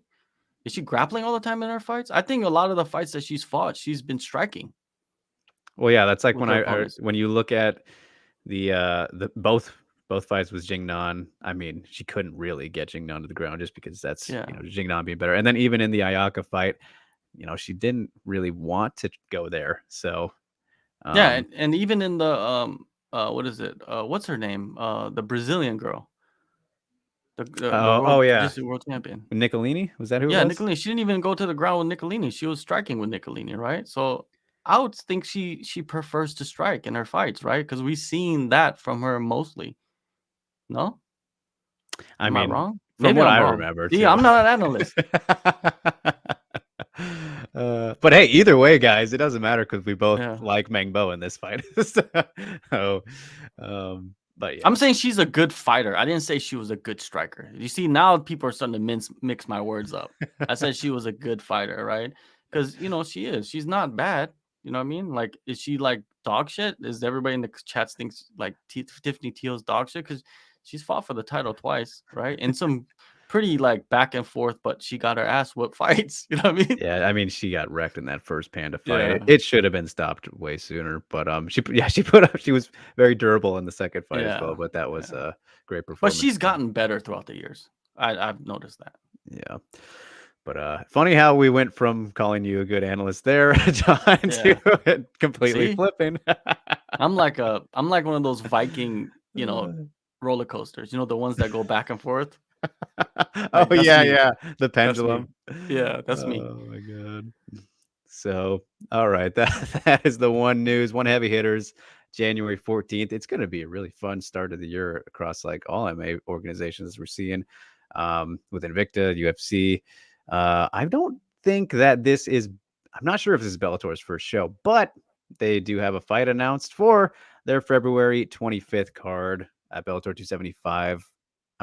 Might first or second, but Mccourt versus Sinead Kavanaugh, who just got knocked out by Cyborg, whereas Mccourt just got the win over Jessica Borga in London, I believe. London, John, as you like to do your accents. But how do you feel about this one? Featherweight stuff. It makes sense. Sinead Kavanaugh, she's a hometown fighter. Mccourt, she's right across the pond, right? And Sinead Kavanaugh just fought for the title, which gives her some kind of prestige in that division. Mccourt, she probably needs one more win to get in line to fight for the title, or just even push herself into the title spot. So this is a big fight for Mccourt more than anything, right? That's the way I look at it. I don't want to get analytical here, but I don't know who's gonna win this fight, to be honest with you. Like, this is a toss-up, right? I saw Sinead. Sinead is tough, right? But just like everybody else that faces Cyborg, most of the time, are getting knocked out, right? So we cannot judge them off the Cyborg fights, right? We can't. It's hard to judge a fighter off the Cyborg fights. Yes, definitely. And before I put in my thoughts real quick, you guys, I see you asking about Phantom Punch Breakdown. We have 3 more bits of news after this one, and then we'll get there. So, you getting restless? Are you? Keep making your predictions, you guys. Come on now. But yeah, Mccourt and Kavanaugh. I think this is fairly striker versus grappler. Obviously Mccourt being the grappler and Sinead more of the striker. I mean, her nickname's Knockout, but she got knocked out in the last one. Yeah, you couldn't. Not Jessica. Leah Mccourt is, I think, number 5 or 4 in the rankings. You do the rankings, John. You should know where she's at, but she's like top 5 now and right behind or alongside Kat Zingano to be in line for the title. But you can't give her a title shot off of a Jessica Borga win, which that fight was, made for her to win. So yeah, this would be a proper potential title shot win for her, and I think you said it perfectly. So yeah, Rain everyone hated the Leah Mccourt breakdown, by the way. She was episode 7, I believe. But come on, you guys. It was fine. You just don't like Leah Mccourt. It is what it is. We'll move on. The chat mostly doesn't like Bellator either, John. You'll quickly find that out. Damn, you guys should equal opportunities, right? Come on. Don't get them started. But what we can get started on, and what I'm sure we'll all be excited about, is more Ryzen fights being added. And I think the card has to be complete now with it happening next week. But she's back already. Rana welcoming Siwoo Park out of Korea at Ryzen 33 on December 31st, John. I love it. I fucking love it. I mean, I think that after Sekizawa and Siwoo Park, which was each of their last fights, they both were going to be in Ryzen at some point. They both should have got contracts after that fight. And what do you know? They did. Now they're both in Ryzen, fighting on the same card, making their debuts. Unfortunately, Siwoo Park is on 2-fight skid, but hey, big spot to potentially get that back. And this will be at 110 pounds. I put it as Reina weight because she's the only person that fights there. This should be fun. I think this is a great matchup, John. What do you think? Yeah, I think so. I think it's gonna be fun. Did Reina fight? Reina fought Ham, right? No, they fought in shoot boxing. Okay, they fought in shoot boxing, which right? was like years ago. Yeah, that was years ago. Yeah, it's a good fight. I'm interested to see what happens with this. If Park can defeat Reina in on home territory, I think that's the thing, right? It's like, did Reina say that this is her last fight? No, she's not looking to retire anymore. Okay. Because I heard something. Yeah, that was weird. But yeah, Reina. It's always good to see Reina fight, but a lot of the times I just think that they're just setting up Reina for like wins, And the thing about Park, man, she's a dog, right? Like she's gonna go in there and get dirty, and I don't know if it's gonna be that easy to put her away. But I'm interested to see like the rule set that they have, in Ryzen and how it plays out because Reina, I want to see if she shows anything new. You know what I mean? Like she wins fights, but it doesn't seem like she's like any different. You know what I mean? She just kind of like does what she does, and I think a lot of people have never seen Park fight. Yeah. And it might be a surprise to everybody. We might see something, an upset. I'm rooting for the upset. Well, that's my professional your fellow countrywoman. Yes, my professional analysis says I'm rooting for the upset. I mean, it's certainly possible, man, because if you look at, just matchup wise, Reina's usually going to be the better striker compared to everybody she's fighting. And she hasn't really, at least lately, if you look at, the last fight was Miyu, wrestling based. And then before that, Emi Tamimatsu, grappling kind of submission wrestling based. Before that, maybe Samantha Jean Francois. I don't quite remember. But point is, she hasn't fought someone who's been as much of an active and talented striker as Siwoo Park, who has competed in kickboxing and maybe Muay Thai as well. I know she's done kickboxing, then a pretty decent MMA career at this point. One of the top atom weights in the world, top 15 at least.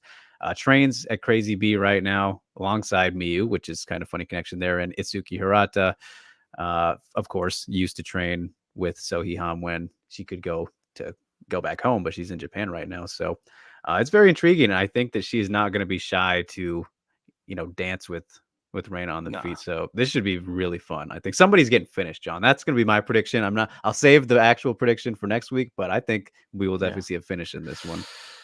I think one thing for sure is Park has a better haircut than both of us. Oh yeah. Number two, I like the thing about Park is we just haven't seen the best of her yet, right? I think we've seen the best of Reina, and she's consistently doing what she does, right? Just Park, we haven't seen the best of her. So maybe this fight be able to pull that out of her, or will the moment be too big? Because you've seen fighters that debut in Ryzen, the moment becomes too big because they're used to fighting for Deep or some regional promotion in Japan or Korea with like 100 people there to like 20,000.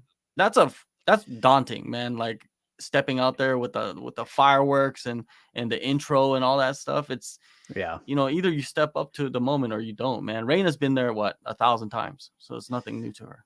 Yeah, practically her whole career. I think her whole career. I don't think she's fought outside well, aside from Bellator, but other than that, that's why I always like asking the rising fighters, like, what was the debut like, because it is such a different thing compared to anywhere else.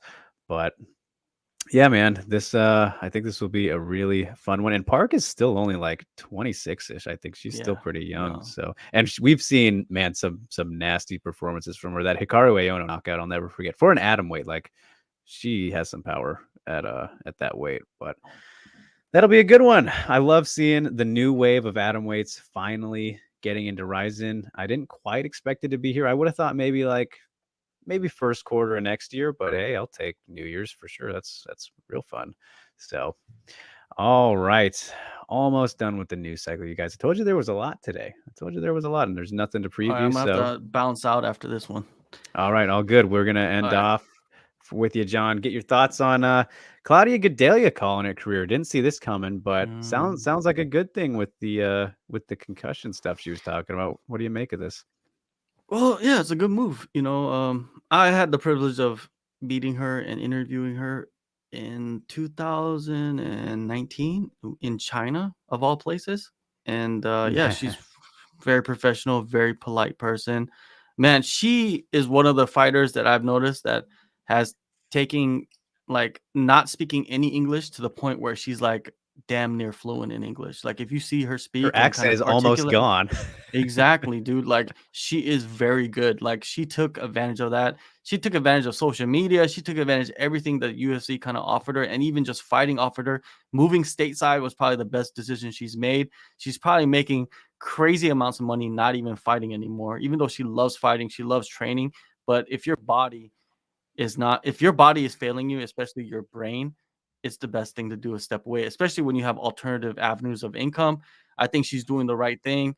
I hope she doesn't come back because, the brain is something that's really serious and you should take your time with it and maybe even, study it. And it seems like she has another alternative career path with like nutrition and stuff. I watched some video she made and she was talking about that. And hey, she's in Vegas. It's not like she can't get like clients, you know what I mean? She probably has fighter friends that she trains with every day. Maybe start doing their nutrition plans and start a business, like the Gadelha, good food or something. I don't know, right? But decision. But does she go down? I think she goes down as like one of the pioneers of that strawweight division for the UFC because she was there at the start. She fought for the title. You know what I mean? She kind of established, and she was probably one of the real first ones to kind of use the social media to kind of grow her stock a lot more and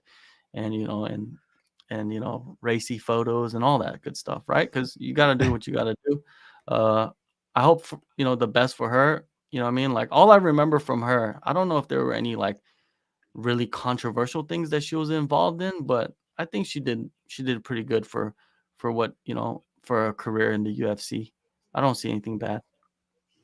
Yeah, I mean, the most controversial thing would be a fight, which was that first Joanna fight, which I still think she won that one. If Joanna doesn't exist, if Joanna doesn't exist, John, she would have been champion. Like, think about that. Probably. I mean, would have had to get through Carla, which she did. I don't remember who ended up winning when they actually fought.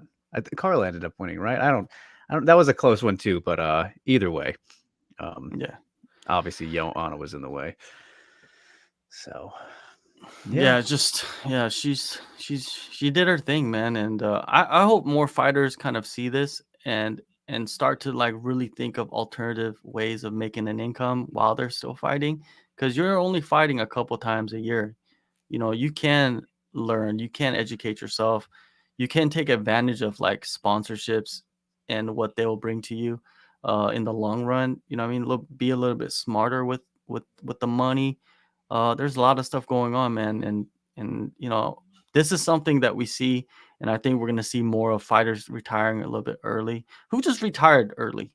Oh, Felicia Spencer did too, Yep. right? And Last same week. kind of like the same reasons, right? She wanted to kind of conserve the brain, and then right after that she signed a commentary deal with Eagle FC, right?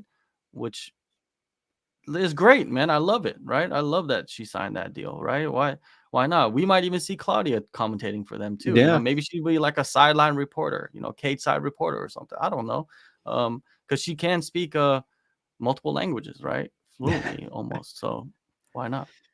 Yeah, definitely. So good to see. I mean, good to see anybody go out on their own terms, really, even though she did say she's been having some issues. But hey, did it her way. Definitely I think it's fair to say, one of the best strawweights we've ever seen. I feel weird calling her a pioneer, but you said of the UFC specifically, I think that's fine. It's easy to forget, she was in the actual first strawweight fight in UFC before even The Ultimate Fighter started. So Tina Latamaki, I'll never forget that one. But yeah, it was in some great battles. Obviously, the second Joanna rematch was one of the best fights you'll ever see. As for Claudia's best performances, I think it would be between Jessica Aguilar or the Carolina submission, but she's had some good ones. So wish Yeah, her. before I take off, I just want to say the reason why I say pioneer, because she's kind of like one of the first groups. Like you said, she was the first strawweight fight, and she was kind of the one of the fighters that drew attention to the division alongside Joanna. She might not have been the champion, but a lot of the fights that she had drew attention, right? And kind of laid out everything for the future contenders and everybody else. And she even fought a lot of the future contenders, right? So she had been in some controversial fights and some good fights, some crazy wars, and is she gonna be in the Hall of Fame? Probably not, but she will be remembered, and I think she'll be remembered. She might even just become remembered for what she did after her career than actually her fighting career. We just don't know yet, and Right. she has a long time to kind of etch that. But yeah, Drake, thank you so much, man, for having me on, and everybody else. Go to the All-Star, go subscribe to that shit, and I'm gonna be starting up. You guys know I'll try to get as many women's MMA fighters on there as possible. And yeah, next year's gonna be a big year. Hopefully Drake, continues to do what he does and to cover shows and interview the people that he likes to interview and working for multiple promotions, or not promotions, outlets. Whoever. And yeah, whoever, man. And keep doing it, man. And everybody that's in the chat, appreciate you guys. WMMA scene now, always good to see you there. Rain, I love you more than anybody in the world, because you really expose my weaknesses, and I love that. I love you exposing me. Oh, So wow. I'll see you guys. Drake, thanks, man. I'll All right. I'll, I'll hit you up, man. We'll All right. talk it. All right, All right. bye. Thanks so much, buddy. Mhm. All right, you guys. There was our second JHK there being the third, excuse me, the third guest we've ever had on the show. Spur of the moment there. He follows the tough acts of who was it? Janae Harding. Sorry, Janae. And before just recently, Serena Southpaw. So that was fun. Hope you guys enjoyed JHK. I know you've had your critiques, but that was fun. Always good getting to talk to John. Haven't spoken with him in a while. I don't remember when we last did a show. It was probably one of the SCMP ones, obviously. But all right, you guys, just about that time. He left right before we could finish off the news with something that was broken today. Fight was made. We'll wrap up here for the news and then get to the Fan Punch breakdown. Keep the guesses going. Sorry I wasn't reading them off, but yes, I've seen the Reina predictions. We got a couple here. Everyone seems to like that. Chuck saying as well that he thinks the Crazy Bee Curse might fall apart to Ryzen. What exactly is that? Tell me about the Crazy Bee Curse. That doesn't sound like a good thing. No curses are good, right? But as for the last piece of business in the news cycle, today, as I mentioned, a fight that was broken earlier. How did this happen? Sorry, my settings were all moved. At flyweight, Maria Agapova and Marina Moroz is officially in the works for UFC 272 on March 5th in Las Vegas. The UFC did it. They gave us the right fight. Thank you, UFC. This obviously made too much sense thanks to the drama between the two. Marina Moroz calling her former teammate a junkie and alcoholic, all that kind of stuff. A couple months ago, Maria goes out there, beats the brakes off of Sabina Mazo, and then lets everyone know she wasn't very fond of Marina Moroz doing that. So now they're going to settle their differences in the cage. Hopefully, fingers crossed, because Marina Moroz has had a lot of fights canceled lately, which is very unfortunate because she has looked like a monster at flyweight herself. This fight should be really awesome if it holds together. And you know what? Just thinking about all the elements of it being a grudge match, that will certainly lead to this getting canceled. So I'm a little bit bummed about that now that it hits me, but this is definitely the fight to make for each woman. Should be quite action-packed, I would imagine. Or they could pull out Rashad and Rampage. One or the other, unfortunately. I like it, though. It's the way to go. And I can take these headphones out now since I don't have to listen to anybody. I don't have to take nothing from nobody. But Chuck says, Crazy be losing fights like crazy lately. I guess that is true. I don't know if I'd call that a curse, though. Just a bad string of luck, maybe. I mean, look at ATT. What a horrible month it has been for ATT. My God. But all right, you guys, we'll just go right from there, as this seat I'm on is making me a little sore, making the back a little tight, as I'm in the makeshift studio again, as you can tell. That's the news as we get ready for the Fan of Punch breakdown. Many a good guess this week. We got ranging from Melissa Gatto to Reina to Mackenzie Dern, Valentina. Was that all of them? There were several in there. But in the end, 2 weeks back to back, you guys were all wrong. All wrong on the Fan of Punch breakdown predictions. Very close, but wrong. Reina Kubota predictions, when in fact it is the woman you all want to see her fight. It is Rena Panchan. Panchan Rena. However you want to say her name, in whichever order. It was one way and now it's the other. So Panchan week, you guys. Are you excited? Get your popcorn ready. I know Centro is always getting it nice and popped and ready as we get looking at one of the best strikers out there. Of course, kickboxing specifically. And here come the comments already. James saying, yes, love Panchan. Jimmy Panchan, friend of the podcast, of course. Alvin says he also loves Panchan.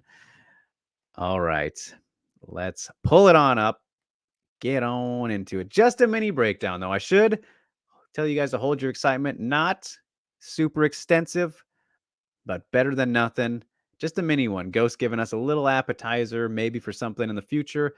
Just a little present before the holidays, you could say.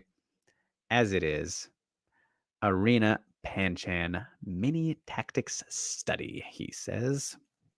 Without further ado, adieu. This is a study of some of the tactics that Rena Panchan uses that can be applied in an MMA context. The lead leg front kick allows Panchan to set distance and get into boxing range, and also establish her lead knee pickup feint. Panchan throws a lead front kick that misses but lands in boxing range.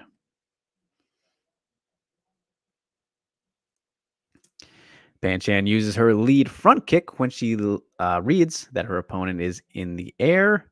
This allows her to score as well as deal damage with an easy kick to throw. And this is from the Siwoo Park fight. What do you know?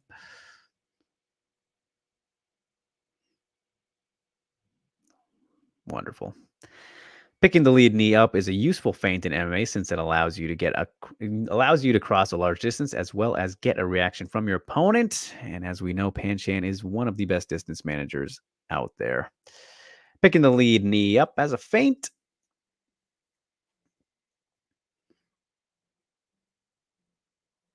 Pan also likes to use the rear front kick while her opponents are resetting or out of stance. Oof, almost a throat front kick there. Here comes another one to Momoka. Just picked up her first win in Ryzen a couple weeks ago. Punching off kicks is a great tactic that Pan uses frequently, a tactic that should be used more in MMA. The fear of the takedown, though, my friend. Opponent's high guard goes down in reaction to the kick. Rear hand lands as Pan retracts her leg.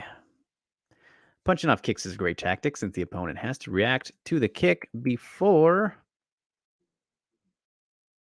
I'm going too quickly.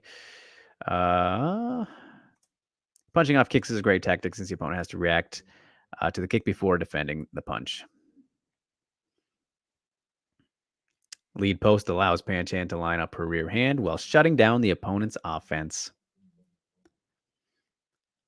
Smack. Rear low kick draws out the opponent's lead hook.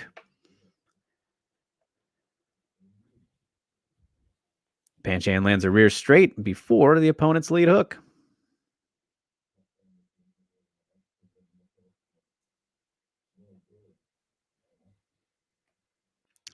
Rear post sets up the low kick off the break.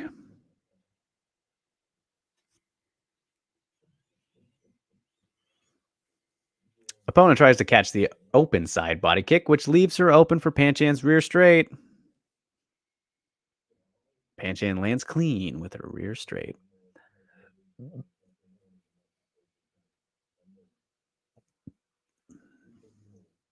Bringing step feint and lead knee pickup together in one sequence. Step feint forces a reaction. The opponent widens her base and pulls back.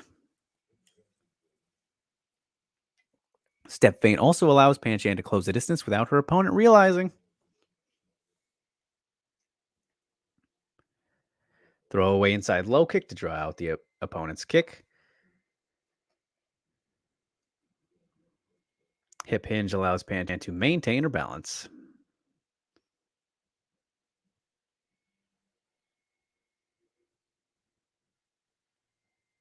Opponent looking low allows Pan to defend with ease. Makes it too obvious.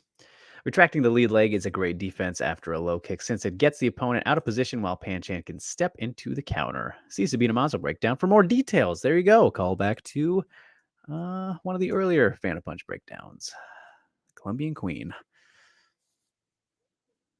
Got a playlist for all these if you want to check them out. Bringing the lead knee up is a good way to jam kicks, as Pan demonstrates here. Lands a rear straight while the opponent is out of position. Pow!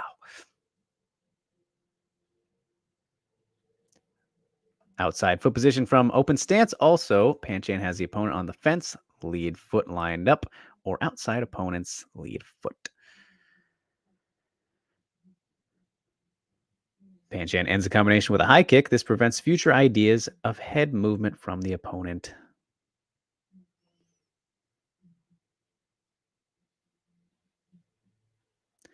No, Rain, I did not have a wet dream or cream my pants, in quotes, making this breakdown. Get your head out of the gutter, big boy. Holy shit, this ghost might be a psychic or a Nostradamus descendant, because one of you guys said that earlier, which leads to my questions. Why are fans more obsessed with Pan looks than her skills? Oh boy, what a question that is. Besides Reina, are there any other examples like this in MMA where the female fighter is actually talented but gets more attention due to her appearance? Clearly, Panchan is very talented, but that talent seems to be overshadowed by her looks. That's a deep one, Ghost. You're cutting deep here. I mean, maybe not too deep, because we do know how the MMA and just combat sports community is in general, where unfortunately, when it comes to the women athletes, there may be a bit of misogyny or sexism, not so much equality. We've seen it time and time again over the course of many, many years, whether it's from fans or what have you. I mean, if you look at women's boxing, for example, they don't even have the same amount of time in their rounds as the men. Why not? Why not? Frank Gore and Darren Williams this past week. What was that? Not yesterday, but Saturday. They had more time in their rounds than Amanda Serrano and Miriam Gutierrez. So put that into perspective. Either way, in the case specifically of Panchan and asking why fans are more obsessed with her looks than her skills, might simply just be due to the lack of depth in kickboxing compared to MMA. But I think from a casual perspective and an eye-catching perspective, which is kind of essentially the same thing here, it's something that you can much more easily have an opinion on than the talent of somebody. So let's say someone has never seen or doesn't watch fights very often, like, oh wow, who's that very easy to look at fighter? And they're good. Maybe that's that can often be a thing that will draw the attention in. And when there's not many of them, maybe, which I'm not saying that's the case with kickboxing, in my opinion, but could be of many others. I think it's maybe just mostly a depth thing in terms of individuals and talent overall in kickboxing, unfortunately. But that's obviously an answer that's obviously a question that does not have one specific concrete answer, Ghost. But he also asks, besides Reina, are there any other examples like this in MMA where the female fighter is actually talented but gets more attention due to her appearance? I don't know if I would necessarily say that's the case with Reina, but other examples in MMA where the female fighter is actually talented but gets more attention due to her appearance. Sorry, hit the mic. Let's see. Oops, accidentally hit that as well. We're all over the place.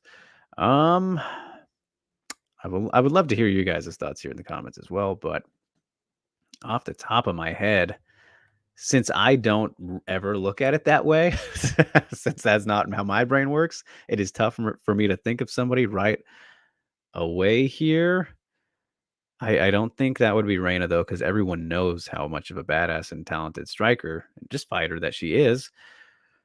But more attention for their appearance, but actually being talented and like very, actually legitimately talented. There are some easy answers here, which I know some of you are probably thinking, if you are listening, watching, whatever it may be, the obvious ones. But in terms of fighters who have really gone as far as, let's say, a Reina or a Panchan in kickboxing, that's tough. That's a very tough question. I don't know if there are that many. You could maybe say Misha. But I don't know. That's a tough question for me to answer because, like I said, I just don't think that way ever about it. And in terms of seeing how other people treat it, I don't know. That's a tough one. Let's see what you guys think. But that was the Rena Panchan breakdown for the 20th installment of the Phantom Punch breakdown. Good stuff. I want more of that. So maybe in the future. Maybe in the future, as it was just a mini one. My goodness, though, I can't wait to see the reactions here as Ghost is a psychic still. And Rain actually made the wet dream comment and Cream twice. Are you guys like setting this up just to get everybody all freaking out? You guys must be plotting. James says MMA context love. Yes, I think that is a very cool element. How for this one, he added in the corporation of two different sports. And Jimmy says front kicks are already starting. Yep. Rue says Panchan front kicks are money. Yes, she is one of the best front kickers out there in combat sports, I would say. You love to see it. And Jin loves the arrows. James says, hey, punching off the kicks. Jimmy says, punching off the kick, downward elbow reference, or maybe something he talks about a lot. Rain says, lead post was from the Mazo breakdown. Look at these connections everybody's making. Centro says, Panchan is so good. Will she be an MMA fighter one day? I think it is certainly possible, Centro. I've talked about this before, and I talked to Panchan herself about this. And she is kind of under the thought that she understands how difficult that MMA is and how much goes into it, that she would want to give it 100%, of course, full attention, that kind of thing. But she doesn't think she has done everything in kickboxing yet. So until that day comes, we probably won't see it. So she's not exactly interested at the moment, but I'm sure if things keep going the way that they are, she could get there relatively soon. And she does have a fight coming up. I think she just got one booked. It wasn't in the news because, kickboxing and not affiliated with MMA. I think it's for Rise, but I'm pretty sure Panchan actually just got a fight booked. So she should be fighting early next year, obviously. And now that I think about it, there was actually some other news that I missed, just to interject it here. But Hisei Watanabe's MMA fight, her return to MMA is actually going to be, I think, on like the 13th of January. So I'm going to throw that in. But as we talked about her Muay Thai fight coming up, which was very strange last week. So yeah, that happened along with Mina Krobe getting a fight. Forgot to add that on the lineup, but oh well. James says Panchan is so technical, love it. Indeed. Jimmy says the half moons. James says there it is, the inside low kick. It's like little Easter eggs every time. Jimmy says ha ha ha. That technique that shows up every week. Jin says the inside low kick and a callback to Sabina Mazo. Jimmy says that lead knee pickup is a cool trick. Rain says off the fence, ghost themes. Rue says, oh. Rain says, what the fuck? How did you know I would say that? And Jimmy says, how did Ghost know he'd say that? Jin says, Ghost is a psychic. Yep. And Ghost says, Rain, you say that every week when Panchan gets brought up. Doesn't take a psychic to see that coming. That is fair. These are reoccurring phrases as well. Centro says, Ghost is really something. Just funny that he reads Rain's mind. Jin says, Rain just got called out big time. When did you make this, Ghost? He says, I made this Friday, but Rain says that every time Panchan is brought up. Jin says, still impressive. Jimmy says PVZ is a good example of this. So that was where the mind obviously went, right? Who gets more attention for their appearance, but is actually talented. And so it sounds very offensive for me to phrase all that how I did by saying not to go with Paige and somebody who's actually talented. Paige definitely was actually talented, but I wanted to kind of think of somebody who is like, ended up being a top 10, contender maybe, which Paige never was exactly that. So in terms of, being that person. And Jimmy says, but Panchan is actually skilled. Yes. Oh, hey, there we go, James. That's a great one. Dern is probably the best example, even though I feel like that has died down a lot since she's gone on her recent streak of sorts, even though she just got stopped by Marina, obviously. When she first got to the UFC, 100%, that was very true. Oh, what the hell?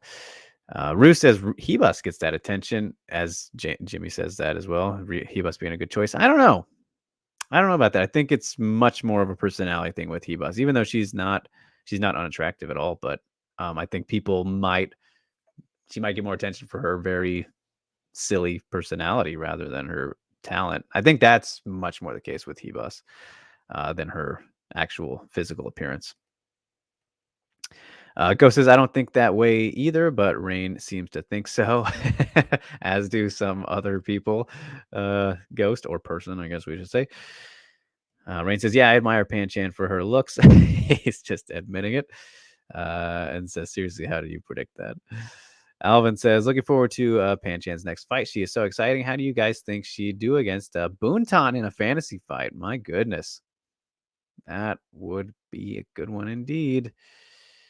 I don't know. I don't feel like thinking of a fantasy prediction right now, Alvin, but that would be very fun. Hopefully that can happen someday, but Jackie's either going to have to leave one or Pan-Chan go to one, which I feel like it'd be more likely for Jackie to leave. Who knows? James says Ghost can see the future. Jin thinks that Ghost and Rain are in cohorts who are in cahoots, whatever. James says, yeah, who would win in between with Pan-Chan and Boonton, even though it's a different sport, Alvin? That's why it's tough. That's why it's a tough question. And Jimmy says that is a tough question. And Rue says, how would Pan-Chan do against Reina in a hypothetical? Oh, I don't know. That's the one that we obviously are most interested in. I think fair to say Pan-Chan is just such a fantastic distance manager that it would take somebody, of course, like Reina to be able to get around that. I think she would do fairly well, but that I don't know if I would predict her to win that. Especially if it was in MMA, then obviously if Reina had any trouble, she would just take her down. But in straight up kickboxing or shoot boxing, whatever, it would end up being striking variation. I feel like there's no way to. It's just difficult to go against Reina in that element, even though Pan-Chan's been the more active and less damaged. I guess you could say she hasn't taken as much damage, but. And great point by Ghost. He says Reina, her punches to the body would make it very interesting. Yeah, and on a tall opponent like Pan-Chan, and fighting a not much bigger Reina, but a bigger one. You got to remember, Pan-Chan usually fights south of 105, around there, of atom weights, whereas Reina has not made below 110 in her last 5 fights or so. And then even this next one will be at Reina weight again, which is 110. Call that Reina weight now officially. But either way, that was Phantom Punch Breakdown number 20, Reina Pan-Chan week, which leads us to the absolute end of the show. Had a special guest appearance from Mr. John Yunko himself. Very impromptu, but it worked out perfectly since Sammy asked about him in the mailbag. So that was that was fun, and he stuck around for a little bit after. Thanks so much to him for helping out, being our third guest on WMMA Today ever. I think he did fairly well there. Didn't have too much to say about Invicta, but that's all right. Surely harder for him to watch Invicta being over in Korea anyway. But other than that, good stuff. Don't forget, you guys, follow us, like, share, and subscribe. If you haven't already, then what are you doing? Hit that notification bell at Drake Riggs _ at Steve K _ MMA, at The Scrap News. You know the drill. You know it. Audio versions on Anchor and Spotify. You can even search WMMA Today in your local browser. Links are in the description if you need to watch or listen on the go, whatever it is. Yeah, good fun. Appreciate you guys. Happy holidays once again. James says, great breakdown. Ghost mini, but just as educational. Indeed, it was. Jimmy says, I like these mini breakdowns. Less things, but more details. Centro says, love mini breakdowns. Less to think about. Rue says, shout out to Sammy for a great question. James says, yep, Sammy for the win for calling out JHK. All right, so no shenanigans in the books of the people. But with that in mind, plug time. Don't have anything coming out to not immediately that has happened already, but have some things I will be doing over the course of the next 2 weeks or so. Going to kind of take a small break-ish, not from the podcast, but other work bits, just because I'm going to start. First of all, it's the end of the year, holidays, all that kind of thing, and what have you, just busy with that. And going to really kind of kick into gear some stuff for the big book project that I'm working on in women's history, of course, which has been a work in progress all of 2021. So hoping to release that at some point in 2022. That is the plan. There's a lot that has gone into it. So look forward to that, you guys, in the new year. Will easily be the biggest thing I've ever done. So yeah, but I do have one official interview lined up right now. And I'm going to tell you who it is because I don't know if you guys are curious and have some questions. We did this once with Kana, who was perfect. Wave the flags. Why don't you want to do it again? Why not? Because it's actually at a terrible time for me. So if I jinx it and it gets canceled, I won't be too upset. But we talked about the person earlier. And yes, of course, James is Impractical Jokers every Thursday at 9 p.m. Pacific time. Rimru says he's only reading the Whaley part of my book. Thanks, buddy. That's better than nothing. And there definitely will be. And Ghost says awards. Yes, they will be coming up. We'll save the award show for episode. This is 80. Next week will be 81. That'll be episode 82 will be the award show, you guys. Since that will be the show after the last event of the year, which is Ryzen 33 next week. Award show will be podcast 82. So get ready for that. But as I was saying, guys, please give me your questions for Meng Bo, who I will be speaking to next week. As mentioned earlier, she's moving up to strawweight, 125 pounds in one championship to take on Tiffany Teo on January 14th.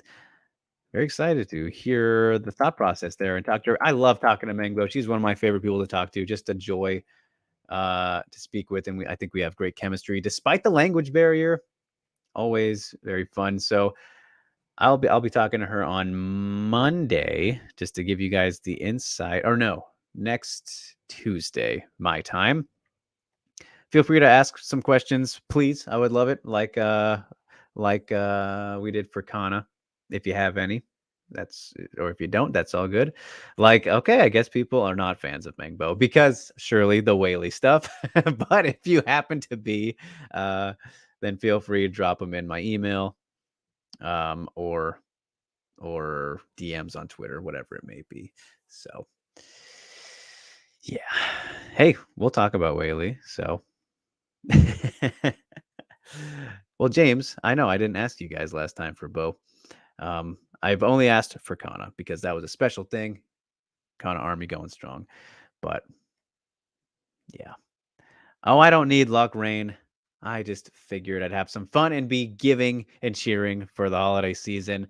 Don't rain on my parade as we get ready to close out here. And yeah, that's happening. That's what that is. I'll stop there. I'm running on and on. So once more, happy holidays, you guys. Next week will be Happy New Year's time, my favorite holiday, probably. Hope you enjoy the festivities, if you celebrate or any kind of that thing. Hope you have a great time all the time. But yeah, extra special nowadays, this time of year. And no fights, so just relaxing. Go out with some friends, do whatever. Let people you care about know that you care.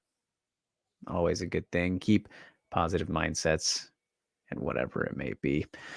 So without you guys, of course, there is no us. There is no WMMA Today podcast. Appreciate you greatly. Thank you so much for tuning in each and every week. I didn't say you were fans, Centro, but either way, as Ghost said right there, and be more positive like Alvin during the happy holiday season. All right, you guys, I'm really dragging on. So thanks so much. Great episode. 80, big 80 mark. Closing in on 100 for 2022 at some point, a couple months from now. But until then, thanks so much. We'll see you next week. Stay safe, stay sane, as Steve would say, and peace.